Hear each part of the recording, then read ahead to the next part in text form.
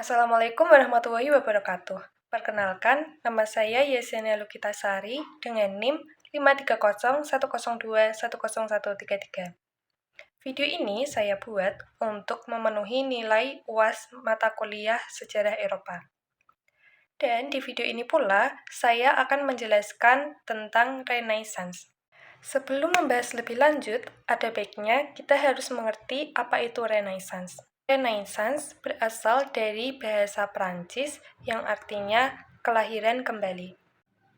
Yang dimaksud sebagai kelahiran kembali adalah kembalinya pengaruh seni dan budaya dari Yunani dan Romawi kuno dan menenggelamkan pengaruh gereja dalam sosial dan masyarakat.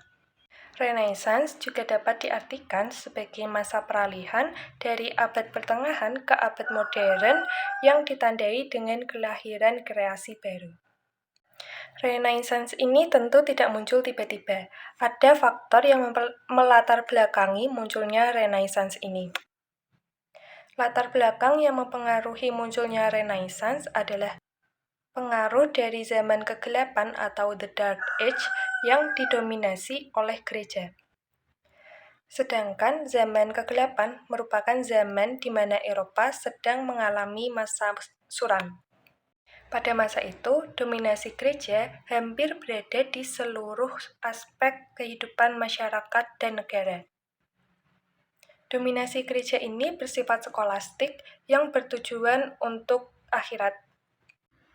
Dominasi gereja ini memberikan efek yang buruk terhadap peradaban Eropa, yang dimana ilmu pengetahuan mengalami kemerosotan, terjadinya feodalisme, ekonomi yang hanya memperhatikan bidang pertanian tanpa mengembangkan sektor lainnya, berbagai kreativitas yang diatur oleh gereja, dan agama Kristen yang sangat mempengaruhi kebijakan-kebijakan yang dilakukan oleh raja-raja, dan juga berbagai hal yang dilakukan hanya untuk kepentingan gereja. Tetapi, hal-hal yang merugikan gereja akan mendapat balasan yang sangat kejam. Dengan berbagai pembatasan yang dilakukan oleh gereja, maka timbullah sebuah gerakan kultural yang awalnya merupakan sebuah pembaharuan di bidang kejiwaan, kemasyarakatan, dan kegerejaan di Italia pada pertengahan abad 14. Dari sanalah muncul semangat Renaissance. Tatkala kaum intelektual, seniman, dan politik di Eropa serentak untuk mengadakan suatu gerakan pembaharuan yang berkeinginan untuk bebas dari doktrin agama yang dirasakan sangat mengekang.